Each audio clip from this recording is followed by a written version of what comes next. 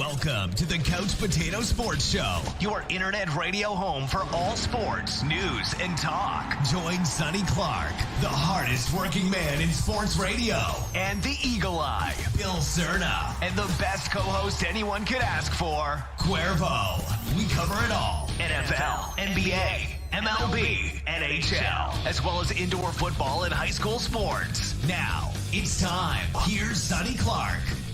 All right, everybody, welcome into the Couch Potato Sports Show. It is me, Sonny Clark, the hardest working man in sports radio, coming to you live here on a Monday, 9:30 a.m. I hope everybody's having a wonderful day. Hopefully you had a great time watching NFL football yesterday. It was an interesting day, to say the least. And that being said, I just wanted to hop on here and get started and just let everybody know, Sonny, why are you on Monday? Week number one, I sat down on a Monday. I'm off on Monday, so I have not necessarily done a show for Monday.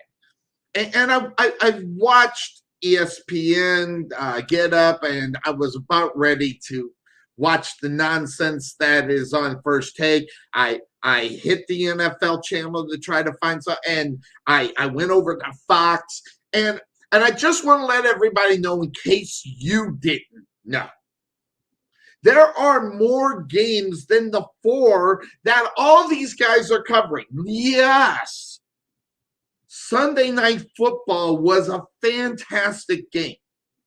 We're not even probably going to talk about that game. The Dallas Cowboy game. I know they're America's team. But guys, on those shows, they were only talking about 4 teams.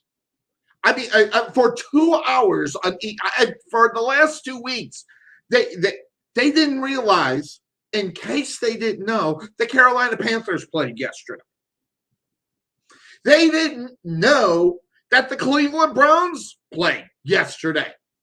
2 hours on Get Up. I just watched it today. No mention of Carolina. No mention of the Cleveland Browns. No mention of Indianapolis, except a brief thing about Carson Wentz maybe being hurt. The Denver Broncos and Jacksonville. Yes, I know they're not popular games, but by God, for 2 hours talking about 4 games, guys, we cover all of them on this show in 3 hours. We give every game just due. Why are they not doing that? I don't know. There's a lot of Cowboy fans. There's a lot of Raven fan, Kansas City Chiefs fan. Listen, great game Sunday night. There's no doubt. Okay, but how about the Arizona Cardinals and the Minnesota Vikings? They played yesterday too. So that is why we're on air, guys. Okay, I'm not going to talk about the Sunday Night Football game. But say whatever you want. I'm not going to dive into it. Baltimore won. You want to get a review? Go to ESPN and watch it. I mean, they're going to be playing it all day, so you won't be missing nothing with me. Great game, and that's all I'm going to say about it. I was on the other side. I had Kansas City. Most people did. Some people had the Baltimore Ravens, but frankly, and the Dallas Cowboys, you want to watch all that nonsense, go over there and watch it. There were 12 other games that were out on the field yesterday. 12 other ones. And plus, we'll dive a little bit into Monday Night Football. Literally, on Get Up, they waited for the last 3 minutes to cover that game. They didn't even come close to talking about it. But that being said, let's talk. And by the way, let's talk about that game. We kind of talked about it a little bit, but let's talk about that game. It is tonight, Monday Night Football. Make sure you check it out. It is Aaron Rodgers now? I don't know. 133, 2 interception, 36.8 quarterback rating. This is not Aaron Rodgers that we know, as we can see, missing these plays, missing where guys are, throwing interceptions. But the Lions pass defense gave up 311 yards and a 136 quarterback rating last week to the San Francisco 49ers. And you can't necessarily do that. But the Lions, they were kicking it in, trying to stay within the game, and came back in this game. Should they have not? I don't know. But the rush defense, they allowed 131 yards and 2 touchdowns on 28 carries. If you're the Lions, you can't do that because guess what? They do have a running game in Green Bay, but 3 touchdowns, 338 for Jared Goff and an interception. He could have been better on his quarterback ratings, but he was finding guys out there. Now, the Green Bay defense against Jameis Winston gives up 5 touchdowns, 4 in the red zone, 148 yards in the air. That's pretty good. They don't give up a lot of it. But how is this game going to come out? And boiling down, and when I was looking at this game, I like the fight that I see in reality in the Lions. I picked them to finish second in this division, knowing they would maybe go 0-2 at least, maybe even 0-3 next week. After that, but maybe getting those games and stealing the game here and there. Now, is the question here, are the Green Bay Packers of old, or are they going to be the Green Bay Packers of the transition to Jordan Love, or are they just going to be the pathetic legacy ruining Aaron Rodgers who says, screw it, I've already made my money, it's guaranteed? So my hope, as far as Aaron Rodgers is concerned, my hope is that we are not seeing the legacy blessing, because let's be honest, this guy does that.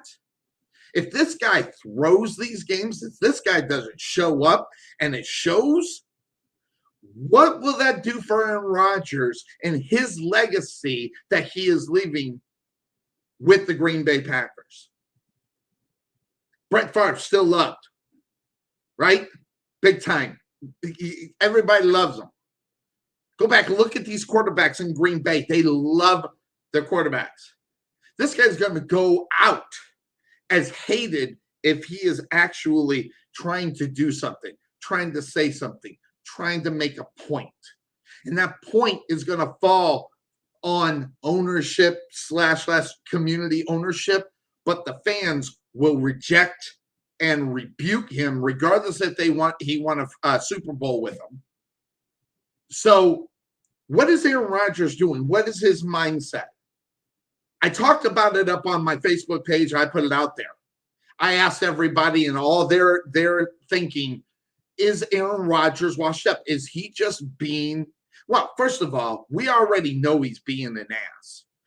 Listen, it's one thing to ask for what you want. It's one thing to demand what you want. But when it comes to week number 1 of the NFL, you got to show up and play. The half-hearted effort that he made in week number 1 is so Aaron Rodgers unlike that you are questioning his motives. I've never questioned Aaron Rodgers' motives ever.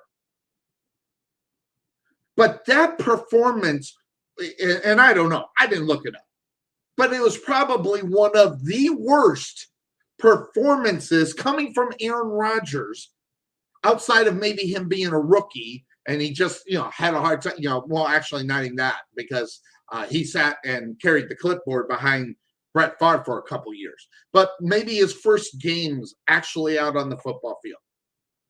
This is not the Aaron Rodgers that we have seen for the last 7 years just burning down the house.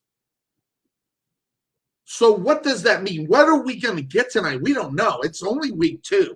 We don't know if that was a fluke. We don't know if he was just putting on airs. We don't know if this guy was actually had his head in the game. Where's he at mentally? Is he still trying to prove a point, which is really irrelevant because the season has started? Him doing that in the offseason, okay, I get it.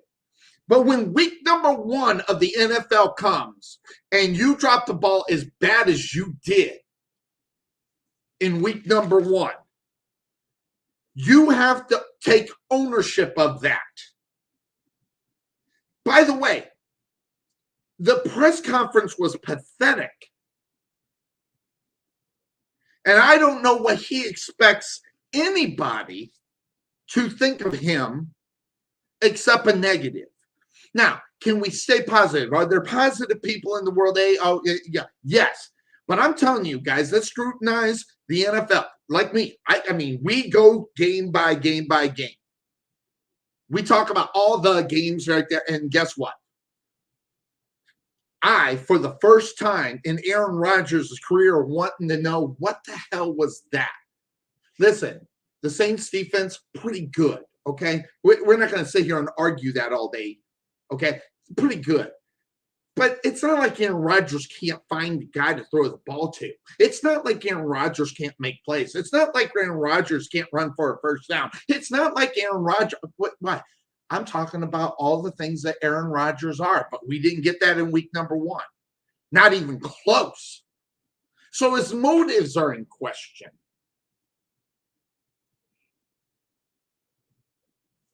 What is his agenda?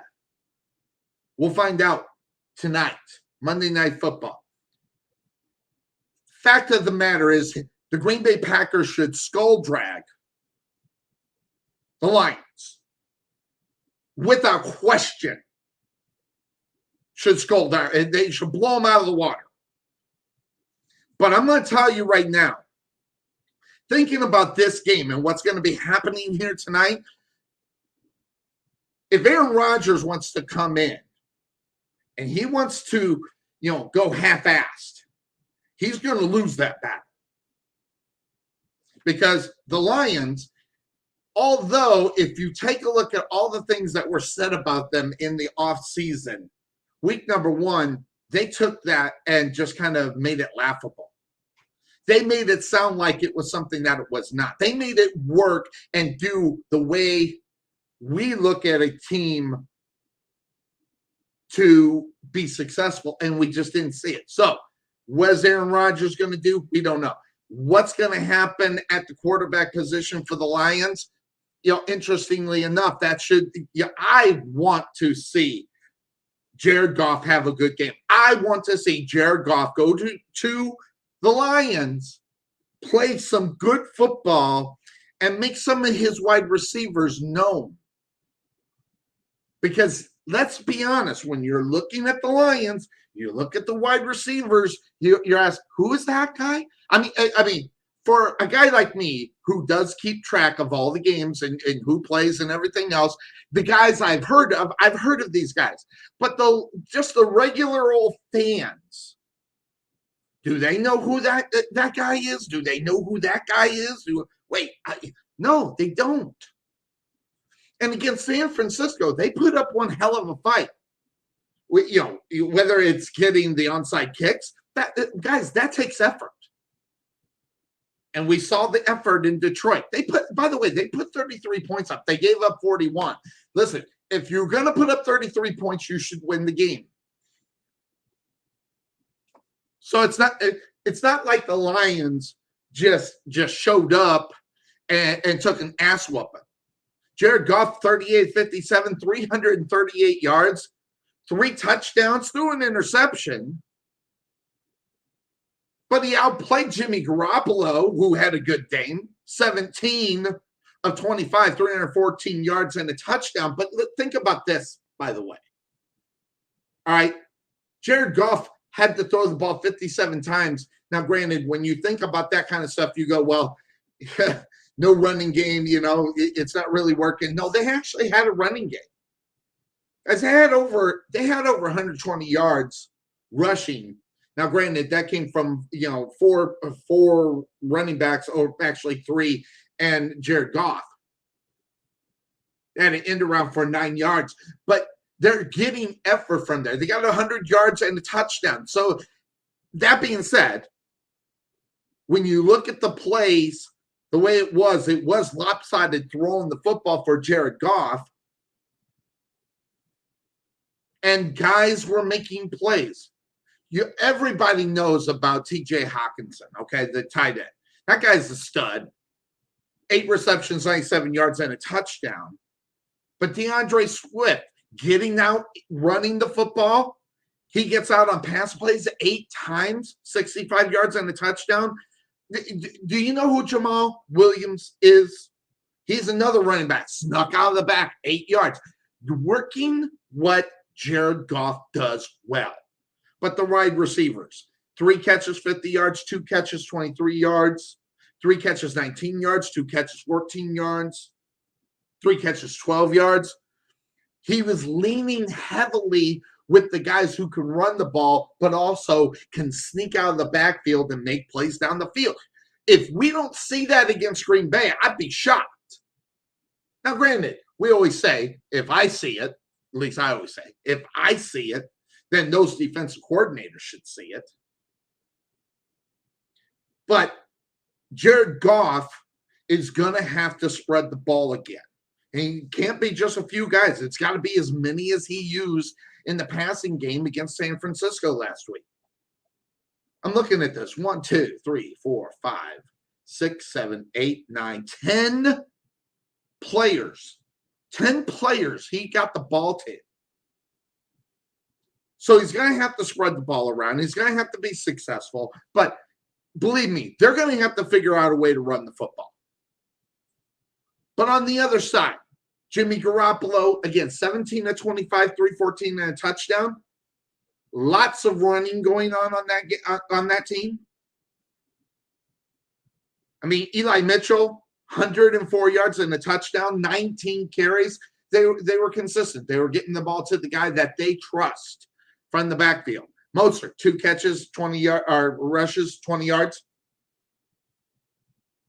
Hasty gets in on a touchdown on a run from the 3-yard line. Guys, but here it is. Deebo Samuel, 9 receptions, 189 yards, a touchdown, but he did fumble the football, which put the Detroit Lions in a situation. They scored on that one and also got the onside kick. But this is where San Francisco last week dropped the ball. George Kittle, only 4 catches for 78 yards. So interestingly enough, this should be cool. By the way, guys want to get on. If you Facebook message me, if you want on, I'll bring you on. You want to talk about your team, I'll bring it on. As long as it's not the 4 games that we've always seen this morning.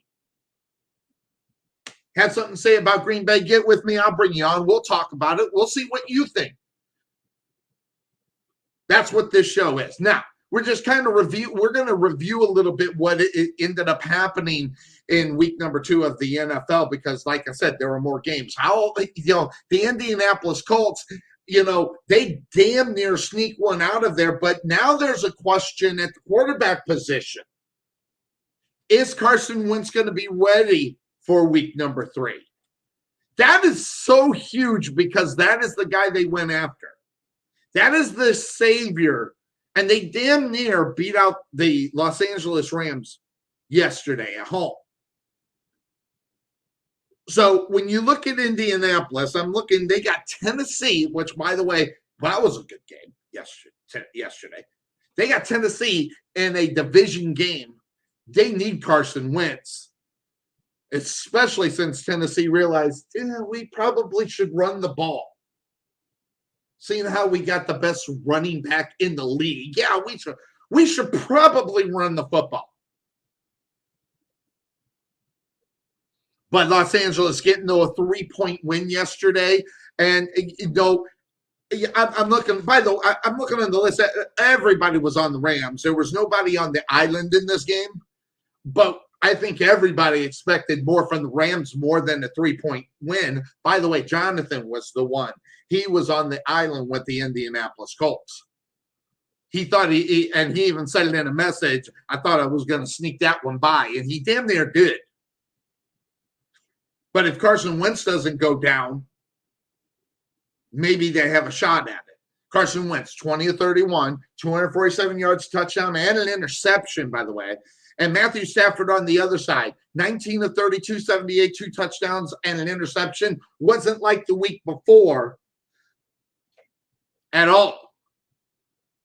And here's another thing. They got two guys that they got a 1-2 punch in the running backs in Henderson Jr. and Mitchell. Henderson Jr., 13 rushes, 53 yards, touchdown, no great big numbers. Averaging 4.1, at least you're getting the 4 on the clip. Mitchell, 10 rushes, 46 yards, 4.6 per average. But it was the Cooper Kupp show. 9 receptions, 163 yards, and 2 touchdowns, guys. This guy, and he's got his guy, Matthew Stafford, his Calvin Johnson, if you will, obviously not as tall as Calvin or more at that, but finding the guy that can also help. It's not about just making the throw. It's about yards after the catch, and Cooper Kupp had a many. Go back and watch the highlights. Maybe next week we'll have highlights. We won't have highlights all of the game, but we'll have some highlights. I'll work on that next week. But Robert Woods, 5 catches, 64 yards, 3 catches, 29 yards for Darrell Henderson Jr. out of the backfield. And then Higbee with 1 catch. This is a team that really does need to utilize the tight end a little more. This is a la Matthew Stafford, because if you go back and look at Matthew Stafford in Detroit, this guy, the tight end was like kryptonite to him. Wouldn't throw to it until they got Hockenberg last year, his first year, and he realized, hey, yeah, maybe I can throw it. But now he's right back to, I'm not going to find the tight end. That I'm going to watch consistency, because guess what? That is what Matthew Stafford does consistently. Will he break that consistency with his new football team? That is the huge question. I don't know if he's capable. I don't know if he should or should not. But I'm going to tell you right now, Matthew Stafford needs to open his eyes a little bit more except for his guy. Listen, you got to get the ball to Cooper Kupp, obviously. He had the hot hand. I completely get it. But you need to utilize all your weapons, not just some of them. But say whatever you want. The Rams are 2-0. I think they're 2-0. Rams win last week? Rams win. Did they win? Wait. Where is it? That's the Chargers. Rams. Rams won last week, Monday night. So, interestingly enough, it should be interesting. But I'm really interested in what Carson Wentz's situation is. I want to see where he's going to be when they take the field next week. Will he be the starting quarterback? Because against Tennessee, they need Carson Wentz. And if they go to the backup, which obviously is not your ideal situation, you're going to go against Tennessee, that one might be the easiest pick of the week. Carson Wentz being in there, partially hurt, I don't know. We've seen Carson Wentz play hurt, and it hasn't been pretty. So let's find out. Thanks for checking in, Jeremy York. I appreciate that. And so they head to the next game, which was an interesting game, which, by the way, didn't talk about it on ESPN, Fox, or NFL channel for more than 2 minutes. The Broncos. Now, granted, the Jacksonville Jaguars suck. Believe me, I know. I'm a Jaguar fan. I've been putting up with this for years. I didn't expect anything different. But the Denver Broncos on the other side. But hold on. All right, fine. Sonny, hit the stats. All right. Trevor Lawrence, 14 of 33, 118 yards, 1 touchdown, 2 interceptions. That's 5 on the season, by the way, for the young rookie quarterback who's getting a welcome to the NFL with Urban Myers, the second coming. Oh, no. James Robinson involved in the pass rushing game. That is huge. 11 rushes, 47 yards. Needs to probably get more clip and be more. But Marvin Jones. See, this right here hurts my feelings because I would love to see Marvin Jones right back in Detroit with Jared Goff. I really would. 6 receptions, 55 yards, 1 touchdown. And I'm not even going to, Shanksy, 1 catch, 24 yards. This guy needs to find something. He needs to find something. Teddy Bridgewater, 26, 34, 328, by the way, 2 touchdowns. By the way, who's been better than Teddy Bridgewater? Not a lot of quarterbacks. Now, great, listen, he's not Patrick Mahomes. He's not even Derek Carr in his own division. And hell, I don't know. Is he better than Justin Herbert? Yes. Right now, yes. And Teddy Bridgewater is just not doing anything spectacular. And guess what? He doesn't have to, because when you're looking at that Denver defense is not just good. They are doing what they need to. Kareem Jackson, sack. Surtain, sack. Getting in the face of quarterbacks. Hits on the quarterback. That's what they need to do. And say whatever you want about them. And even though we don't see a stat line on their most famous defensive player, that don't mean that he wasn't an impact player. So that defense for Denver and a guy that can coast. Listen, you say whatever you want about Teddy Bridgewater, and there's a lot to say. He could be Fragile Fred of the Jacksonville Jaguars. You know, whenever he ran the football, the guy got hurt. You know, the guy got an incredible injury going from one field to another in practice. A terrible injury. Bounced around to a couple of teams. So say what you want. This guy is throwing at 77%, 592 yards, almost 300 yards in 2 games, 4 touchdowns already. Listen, you say whatever you want, but I like what we're getting from Teddy Bridgewater. And Denver Broncos teams who are fans who think that this season, and I even said it, Cuervo even said it on this, Jonathan even said it, when you got 3 quarterbacks, you don't have none, but guess what? They have a quarterback. And that's Teddy Bridgewater, and they're sticking with them, and they better do it. Consistently, don't have to be fancy. It does not have to be Patrick Mahomes-like in order for it to be good. Do you want Patrick? Oh, yes. But you also want a guy that can put it out there week in and week out, and that's what they are getting with them. And by the way, next week, they got the Jets, Jets, and guess what? They're already on top in this division. They're going to go 3-0. They're not going to beat the Jets next week. We'll talk about it next on Sunday, but they're not going to beat the Jets next week. Or the Jets aren't going to beat Denver next week. So Teddy Bridgewater doing exactly what he needs to do, bring his team back into the fold. Hey, he doesn't have to do it quick.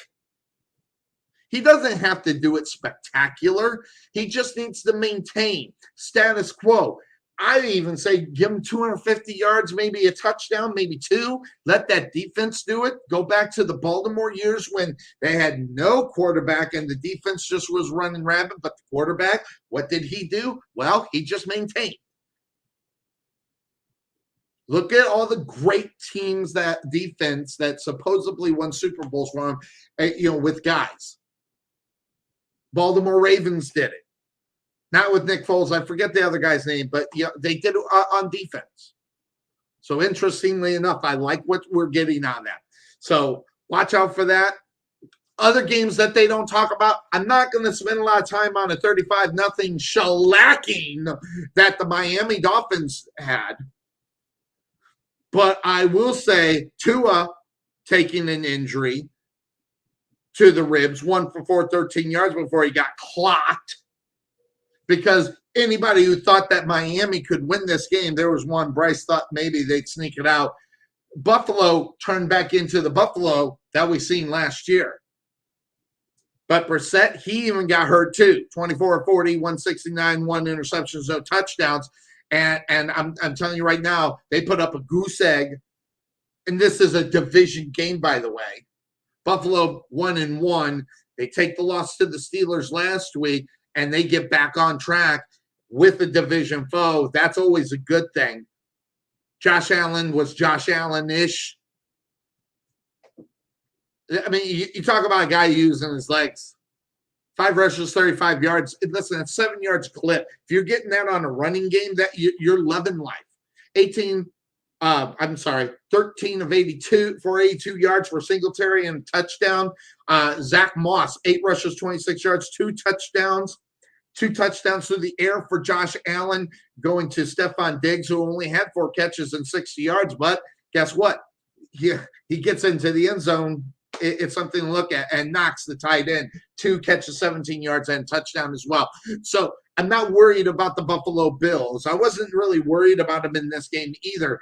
We talked about it, Miami has the habit of sometimes winning games they have no business winning at home. I just brought it up. I didn't think it would happen based upon the personnel that's out on the football field for the Miami Dolphins. So the Buffalo Bills, they get to 1-1. That is exactly what they needed to do. Get back on track. Are you worried about Buffalo within that division? I'm not. They still got the Jets. They still have Miami. So you got a lot of games right there. But you also have the New England Patriots, who go to 1-1 with the 25-6 victory over New York within that division. And guess what? It's really simple. When you're Bill Belichick and you have who you have, okay, you make that move, which, by the way, controversial all day long. Cam Newton, cutting Cam Newton. What's Cam Newton doing right now? He watched football from his couch or chair and watch football. Will he be on a team? I don't know. But guess what? They go Mac Jones. Mac Jones, nothing spectacular. 22 of 30, 186 yards. They get the touchdowns in the running game. And then they get other scores everywhere else. So New England is doing things New England way. Because if you remember correctly and you go back in the time, you've seen what Bill Belichick built in Tom Brady. Bill Belichick is the reason why Tom Brady is the GOAT, because he instilled everything that he needs. Now, by no stretch am I saying Mac Jones is Tom Brady, but he's getting the same education that Tom Brady had. Now, whether or not he puts it together, becomes a Tom Brady, or even half of what Tom Brady did, this guy's going to be successful in the NFL. But when you get the Jets, when you get the Jets, you all of a sudden can do a lot of things if you're the New England Patriots. You can try different things. This is a scrimmage, and everybody knows it. So you can do a lot of things, try some new things, get ready for week number 3 as the New England Patriots. Let's see, who do they have next week? New England. Well, I can't find it. I don't think they're on the bye. Do they start the byes on week 3? Interestingly enough, I'll find that out here in just a moment. But that being said, of course, that's the name of the show on Sunday. Check it out, 9 o'clock Sundays. We'll take you right up to kickoff and then some.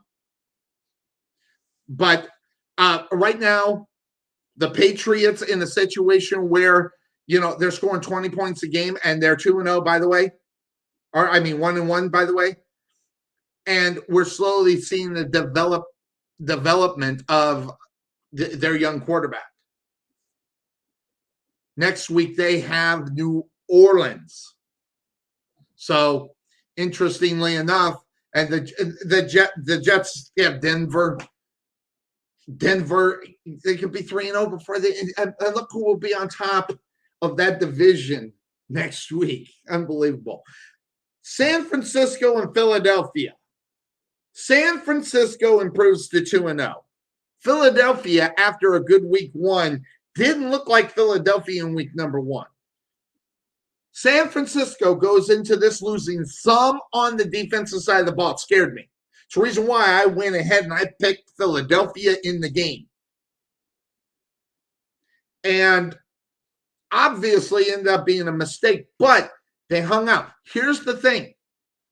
There's no bigger Jimmy Garoppolo fan than myself, but he was not what he needs to be in reality in order for them to win the division and that NFC West that's stacked with teams, because Arizona, it's all of a sudden seems to be crazy. By the way, Seattle loses last week, but listen, when you have Russell Wilson, you're going to be in the battle for the NFC West title. And who knows what Matthew Stafford will do. So within this division, they ink out a win because they didn't win it convincingly. Jimmy Garoppolo, 22 of 30, 189 yards and a touchdown. He rushed one in as well. So, but more consistently out of Jimmy Garoppolo, you need to see this guy throw for 220, 250, 2 or 3 touchdowns in the air is what you want from your guy.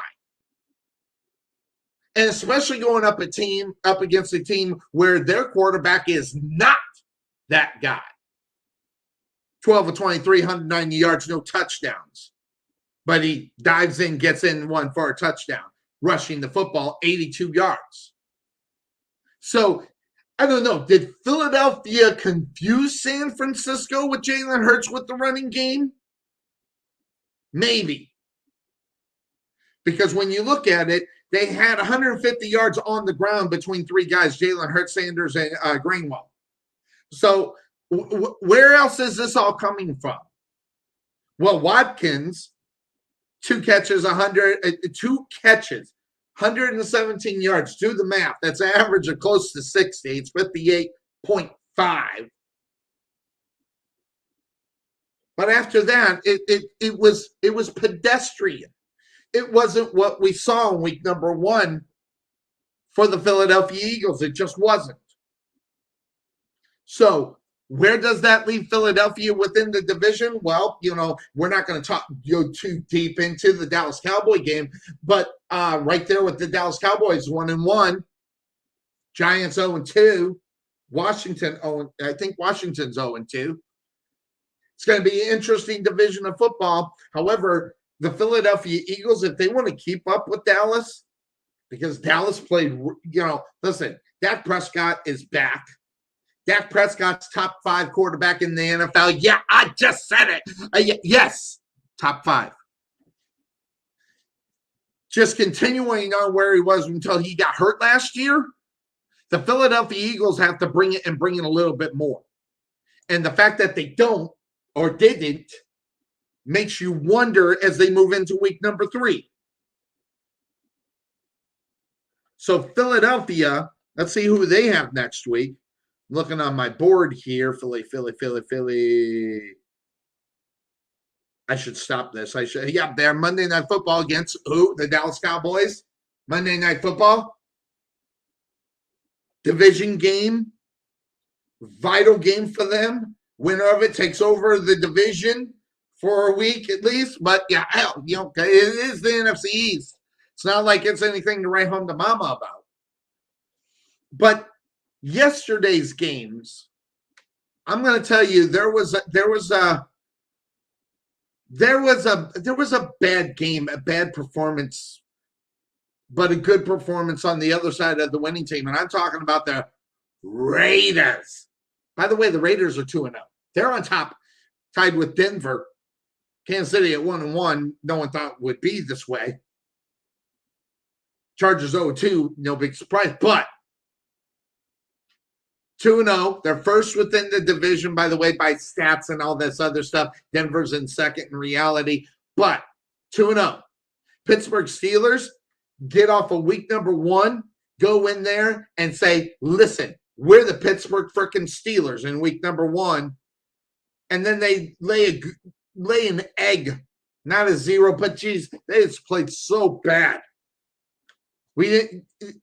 I'm going to tell you, I did not expect this. I'm not saying that I thought Ben Roethlisberger has been resurrected and became the Ben Roethlisberger of 5 years, but that offensive line surely made Ben Roethlisberger look horrible. And an interception, and by the way, a bad interception in reality for Roethlisberger didn't help. 27 to 40, 295 yards and a touchdown. That's kind of Big Ben-ish. But that interception was huge. And the touchdown goes to Juju. But I'm telling you right now, I love me some Harris. And by the way, that Juju, the touchdown coming from Juju, that was rushing the football. And by the way, Harris received the touchdown. So hugely enough, it's a lot. It's really interesting. So that being said, of course, that's the name of the show on Sunday. Make sure you check it out. I think as we're going with Pittsburgh, you pull out the couch potato quarter maybe next week. Because I'm going to tell you right now, it should be interesting. So it's all good. Getting a message. By the way, if you want to get on, you send me a message. I'll let you get on. I'll let you talk about your team. But just quickly, and again, guys, why am I talking about the Raiders and the Pittsburgh Steelers? Because ESPN, Fox, and the NFL channel all talking about 4 games. They're not talking about this one. And this one here is important enough because the way the NFC North was and the way they were talking about the Ravens, and hey, congratulations to the Ravens, but you take a look at that, and within this division, Pittsburgh's still on top of this division.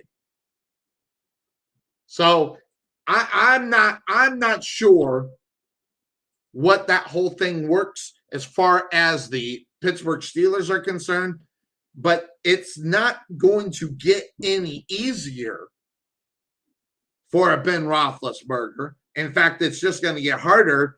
And you next week have a division game against the Bengals and a Bengal team that's getting better. And if it's the Pittsburgh Steelers that play this week, next week, that's going to be an interesting game. But how about the Raiders 2-0? Derek Carr, 28, 37, 382, 2 touchdowns. Guess what? A big goose egg on interceptions. No mistakes there. He did fumble it, though, when he was rushing the ball. That was one of the mistakes. Didn't really affect the momentum of what they were doing. But holding off the Pittsburgh Steelers is not an easy task at all. So that being said, of course, that's the name of the show. Again, on Sunday. Check us out from 9. We take it up.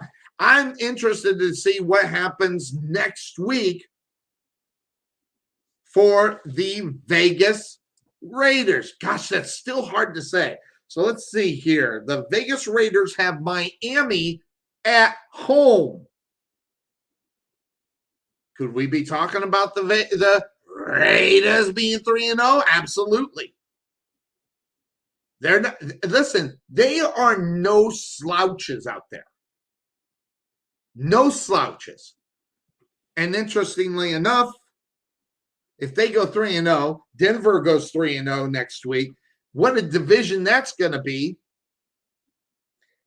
And will the bounce back game, because I'm not going to talk about the game, but the Kansas City Chiefs, they get the Chargers next week. Their mentality not set up, and maybe Justin Herbert getting a little confidence. That's going to be an interesting game.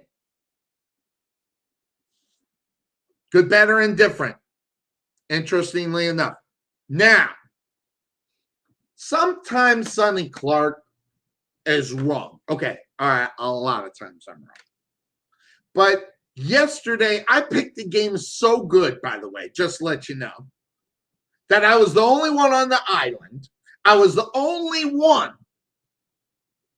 to pick the Carolina Panthers yesterday because I wasn't buying the Saints and the new Jameis Winston at quarterback. Wasn't buying it.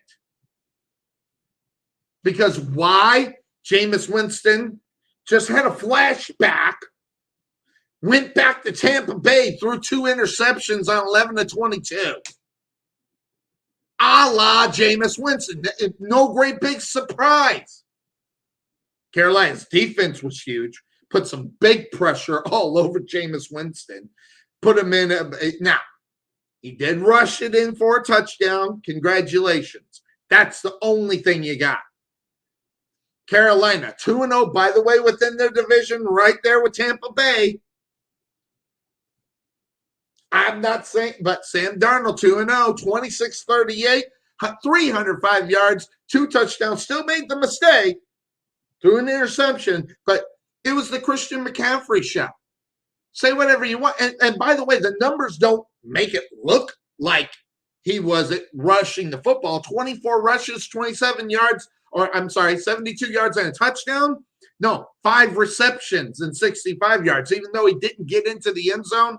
Listen, Christian McCaffrey, when he touches the football, and he almost touches it 30 times, the Carolina Panthers are going to win at least 80% of the time. They'll put them in the playoffs, and that will be interesting.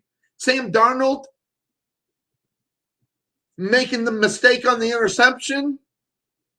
Outside of that, still 26-38, 305. Good stuff there. So, I don't know.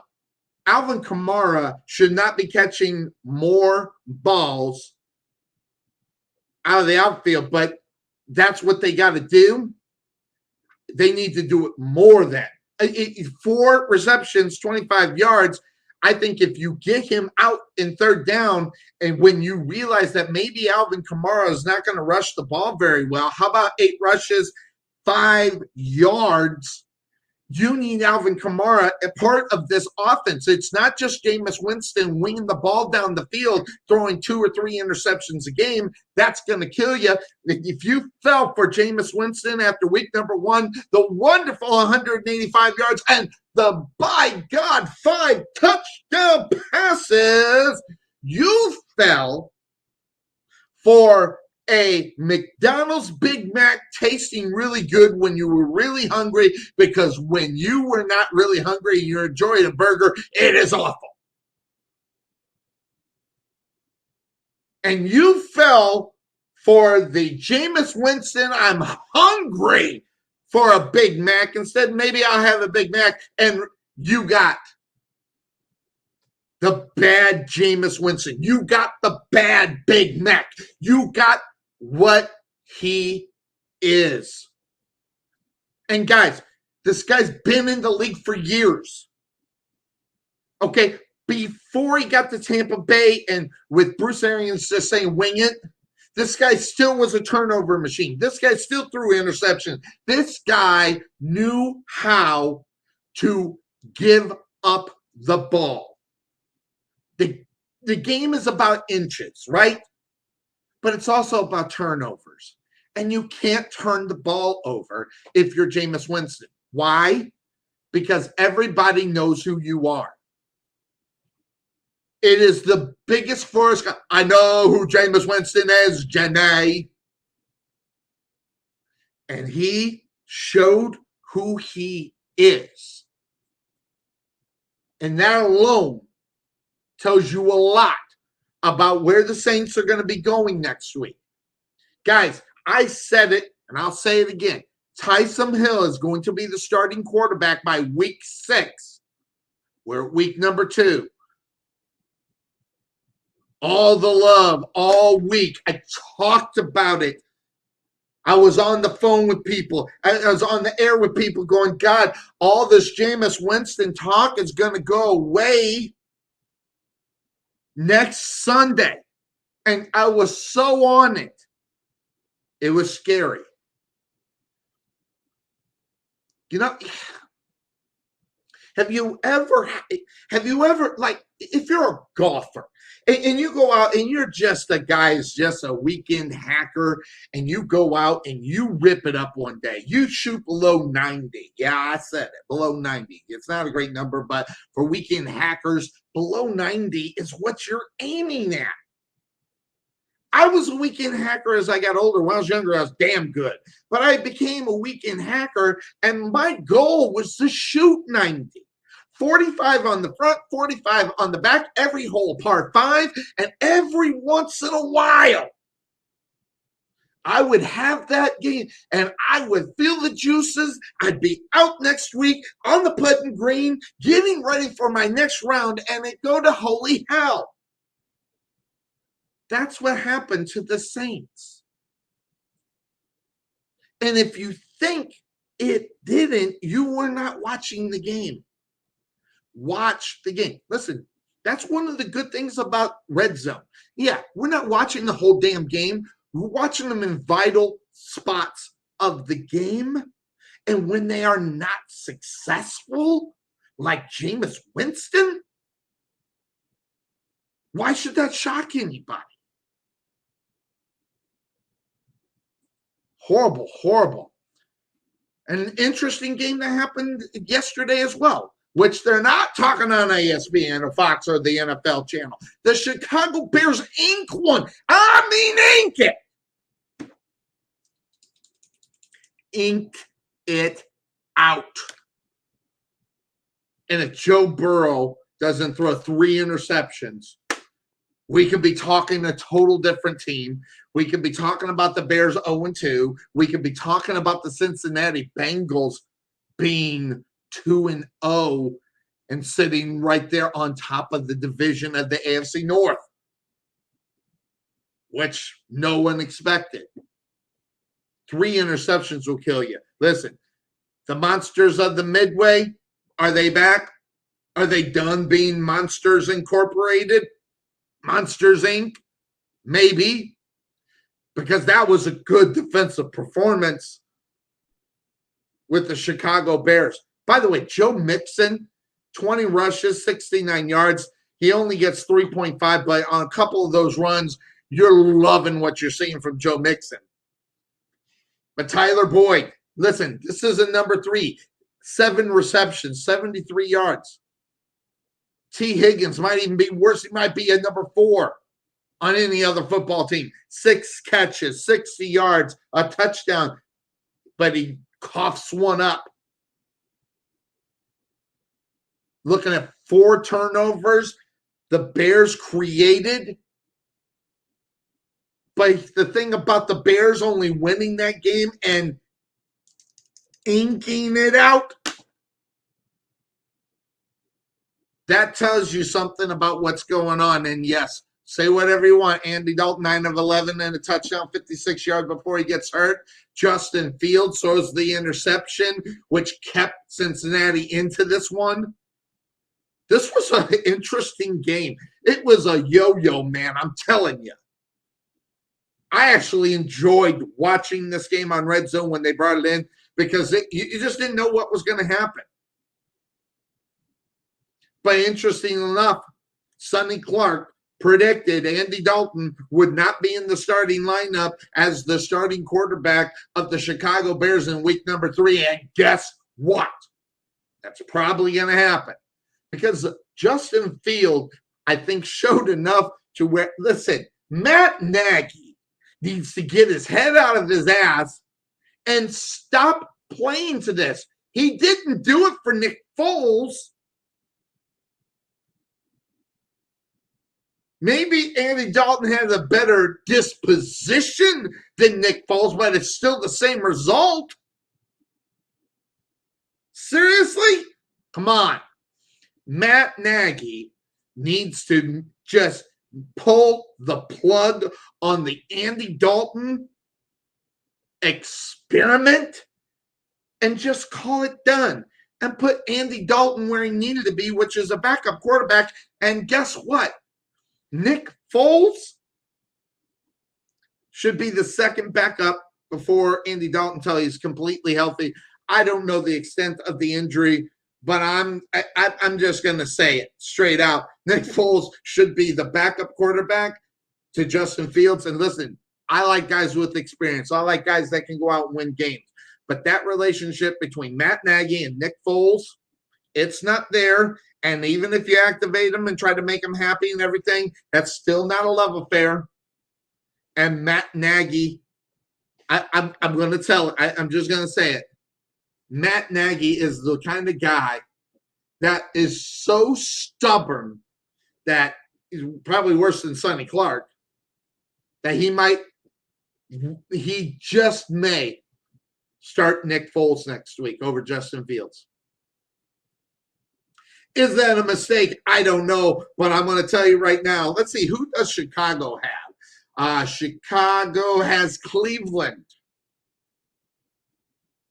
Who are you going to start? If you're Matt Nagy, who are you starting? See, and the reason why I know this is hard-headed, because I'm sitting here thinking to myself, I think I'm starting Nick Foles. And that is the hard-headed old school thing, because you got to let Justin Fields go out and do what he can do. But that offensive line is so bad, guys. I don't think you want Justin Fields in there to be put at a potential injury so early in his young NFL career. Old school tells me it's Nick Foles. If you can't get Andy Dalton, old school tells me it's Nick Foles, and you use Fields as the backup. But can Matt Nagy afford that? We'll find out, because the guy to ask about that is Cuervo, and I'm going to present it to him. We'll get on air and just talk about that incident, not the game. We're going to talk about what's out there. But, the Chicago Bears inking out a win, it's not good for this football team. But I think, I'll say it, I think you start Nick Foles next week. What? Yes, bro, I said it. I may be wrong. I may be wrong, because I know how to do it. But I'm not going to call myself wrong. But that offensive line for the Chicago Bears was terrible. Crazy knucklehead are terrible. And you don't want to put Justin Fields in a position where he's just going to get banged up. So I might have to asterisk this next game. If Nick Foles is going there, maybe I'll pick the Bears if they start Nick Foles. Asterisk the game. But, will we know who's going to start? I don't know. Matt Nagy, he is so unpredictable. It's pathetic. It's actually embarrassing in reality. But Joe Burrow, again, 19 to 30, 207, 3 interceptions, not going to get the job done. You're going to lose 90%, maybe even 95% of the time, and the Bears just let you stay right there. That's on the Bears. That's on the Bears not being a good football team. That's a team that has no direction. That's the reason why I don't have the Bears being great this year. They have no direction as long as Matt Nagy is there making decisions that he makes week in and week out for your football team. Interestingly enough. By the way, Island Man, that being Fred Clark, who won the pool last week, in large part of Houston beating the Jacksonville Jaguars, because everybody was on the Jaguars and he was on island with Houston. Guess what? Tyrod Taylor, 10 of 11, 125, and a touchdown before he gets hurt. Tyrod Taylor, he is the consistent good quarterback, but nothing so flashy that you go, my God, I need Tyrod Taylor to play. By the way, that rush for 15 yards for the touchdown, that's so Tyrod Taylor, it's unbelievable. And by the way, listen, Houston was in this game. Baker Mayfield throwing an interception was huge. Now, Davis Mills on the other side, of course, not a great. He gives them the opportunity, with the interception as well. So, they back him up. But Baker Mayfield, 19 21, 213, 1 touchdown. That's not really what Baker Mayfield needs to do. He needs to throw for 250, 260, two interceptions, and the goose egg at the interception spot. But it's all about consistency and what you're going to do. You got two guys in the backfield sharing carries. Nick Chubb 11, Kareem Hunt 13, Chubb with 95 and a touchdown, 51 for Kareem Hunt. Baker Mayfield also, running in the touchdown, but that fumble. So there's 2 turnovers that Baker Mayfield needs to figure out really quick, and he's got to stop it. If the Cleveland Browns are going to end up trying to win this division, trying to make a play to make the playoffs, going deep into the playoffs, Baker Mayfield has to be better than what we saw last week or just yesterday. 19 of 21, 213, 1 touchdown, an interception, rushing the football 8 times for 10 yards and a touchdown. But the fumble on the run is not what Baker Mayfield can or should be doing, because not everybody are the Houston Texans. Nothing really to talk about in reality. Touchdown. Brandon Cooks, though, 9 receptions, 78 yards. That's their guy. Houston, the interesting team with Tyrod Taylor. I'm not saying Tyrod Taylor is anything to write home to mama about whatsoever. But he's just the guy that's good enough on a bad football team. He looked good last week. But everybody is talking about the game last night. Everybody's talking about the Dallas Cowboys last night. The best game that happened yesterday was the Minnesota Vikings and the Arizona Cardinals. Listen, everybody was on Arizona, but they didn't expect what Minnesota put out on them. Not at all. Kirk Cousins, 22, 32, 244, 3 touchdowns. That's Kirk Cousins when he is not having a bad day. This is what you want Kirk Cousins to do week in and week out. You want to see 3 of these games and then a bad game. But Kirk Cousins, he is so bipolar at the quarterback position. You don't get to see this on a consistent basis. It's the reason why the Minnesota Vikings are not necessarily all that good, but a good performance. Dalvin Cook also, how about 131 yards on the ground? 6 yards a clip? Seriously? Kirk Cousins also rushing the football. He had 2 rushes, 35 yards. That's 17 and a half a clip. Listen, that's, listen to these numbers. Osborne, 5 catches, 91 yards, touchdown. Justin Jefferson, 6 receptions, 65 yards and a touchdown. Thielen, 6 catches, 39 yards and a touchdown. Bad fumble.